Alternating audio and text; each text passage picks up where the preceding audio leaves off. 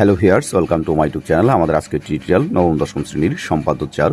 তো সম্পাদ্য 4 এখানে বলা হয়েছে যে সামন্তরিকের দুইটি কর্ণ ও এদের অন্তর্ভুক্ত একটি কোণ দেয়া আছে, সামন্তরিকটি আঁকতে হবে। তো চলো আমরা সামন্তরিকটি অঙ্কন করি। তো এর জন্য দুটি কর্ণ, আমরা সবচাইতে বড় যে কর্ণটি সেটি আমরা নিয়ে নিব হচ্ছে 8 সেন্টিমিটার, আর ছোট যে কর্ণটি সেটি নিব আমরা 5 সেন্টিমিটার। তো সেক্ষেত্রে আমরা শুরুতে একটু বড় কর্ণটা নিয়ে নিই। তো এখান থেকে এই দেখো, এই শূন্য থেকে দিবে তোমরা, আবার এই পুরা এখান থেকে দেওয়া যাবে না কিন্তু। তো শূন্য থেকে আমরা 8 সেন্টিমিটার এখানে একটা রেখাংশ অঙ্কন করে নিলাম, অর্থাৎ বৃহত্তম কর্ণ যেটা সেটা অঙ্কন করে নিলাম। তারপরে এর পাশে আমরা আর একটা ক্ষুদ্রতম যে কর্ণটা সেটি আমরা 5 সেন্টিমিটার নিয়ে নেব। তো দেখো আমরা এখানে 5 সেন্টিমিটার নিয়ে নিলাম। আর একটা কোণ, তো কোণটা তোমরা ইচ্ছা মতো নিতে পারবে। তো সেক্ষেত্রে আমরা 60 ডিগ্রি ধরে নেব।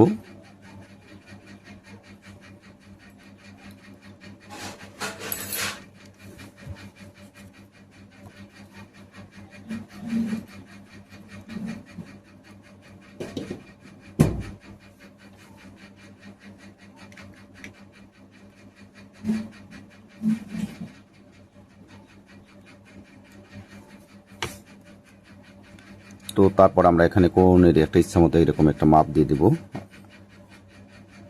তো আমি এরকম করে দিয়ে নিলাম, তোমরাও তোমাদের ইচ্ছা মতো দিয়ে নেবে।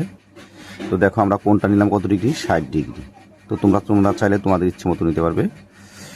তো দেখো, আর এখন আমরা যেটা করব, শুরুতে এই প্রথম যে কর্ণটা সেই কর্ণটাকে আমরা অর্ধেক করে নিব। তোমরা চাইলে পরেও অর্ধেক করতে পারবে। তো আমরা শুরুতে অর্ধেক করে নিচ্ছি, এর জন্য অর্ধেকের বেশি নিতে হবে। অর্থাৎ এই যে কর্ণ, এই প্রান্ত আর এই প্রান্ত, অর্থাৎ এটা হচ্ছে শুরুর প্রান্তবিন্দু আর এটা হচ্ছে শেষের প্রান্তবিন্দু। দেখো এই পেন্সিলের মাথাটা কিন্তু অর্ধেকের বেশি আছে, তো আমরা বেশি নিতে হবে যদি এই কোণটাকে আমরা অর্ধেক করতে চাই। তো সেক্ষেত্রে আমরা অর্ধেকের বেশি নিয়ে এদিকে একটা বৃত্তচাপ দেব, এদিকে একটা বৃত্তচাপ দেব। তারপরে আবার এই মাথায় বসিয়ে এদিকে একটা বৃত্তচাপ, এদিকে একটা বৃত্তচাপ। তো দেওয়ার পরে দেখো আমরা স্কেলটা ধরে কর্ণটাকে অর্ধেক করে নিলাম।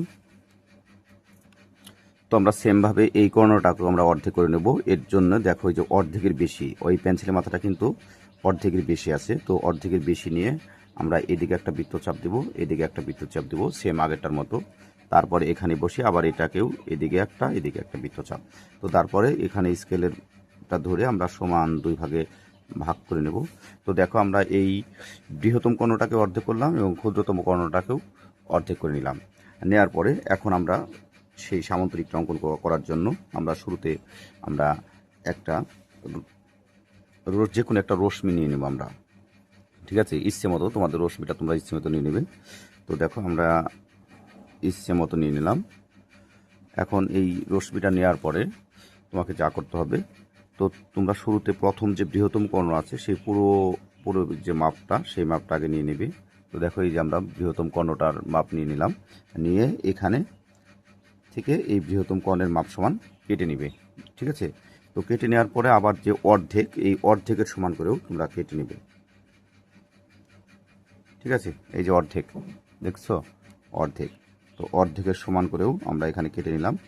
তো কেটে নেওয়ার পর আমাদের যা করতে হবে, এই যে কোণ, এই কোণের সমান করে এই বিন্দুতে এই কোণটা অঙ্কন করতে হবে। তো সেক্ষেত্রে করার জন্য আমাদের এই যে কোণের যে মাপ, এই মাপটা আগে নিতে হবে নিচের দিকে। তো দেখো এই যে মাপটা আমরা নিয়ে নিলাম, নেওয়ার পরে এই বিন্দুতে আমরা কোণটা অঙ্কন করব। দেখেছো, তারপরে এখান থেকে যে এই যে মাপটা, এরকম মাপ, এই যে মাপ, এই মাপটা নেওয়ার পরে এখান থেকে একটা বৃত্তচাপ দেবো আমরা। ঠিক আছে, বৃত্তচাপ দেওয়ার পরে তারপর আমরা যা করব,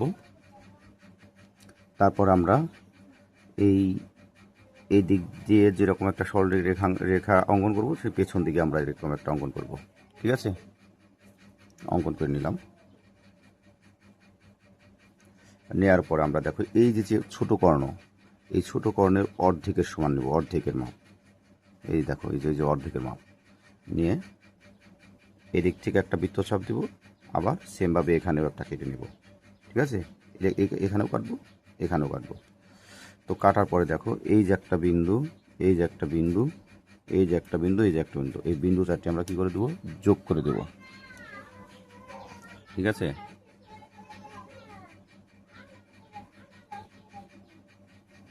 এই যে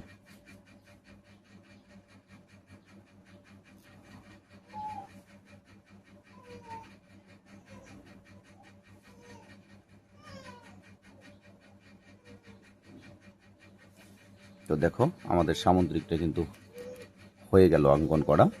তো এখন আমরা শুরুতে এখানে দেব এ, আর এখানে দেব সি, এখানে দেব